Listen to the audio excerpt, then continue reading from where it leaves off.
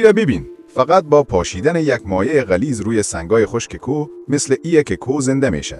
اول آدم فکر میکنه فقط رنگ سبز در روی زمین میپاشند و فکر میکنی کار نمایشی است و فایده نداره.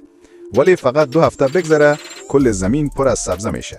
این طریقه را کشت آبی یا هایدروسیدینگ میگن، یک روش تیز و مؤثر برای دوباره زنده ساختن گیاها.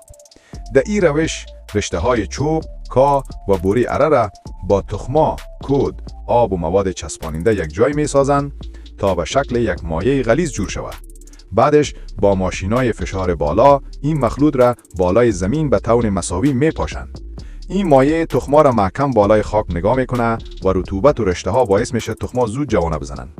در مقایسه با کشت عادی این روش 5 برابر سریعتر و بسیار ارزانتر است. ببین بعد از 2 ماه چه رقم میشه؟ یک دامنه خالی پر از سبزه و علف تازه. تیز، ارزان و بسیار مؤثر. واقعا حیرت آور است.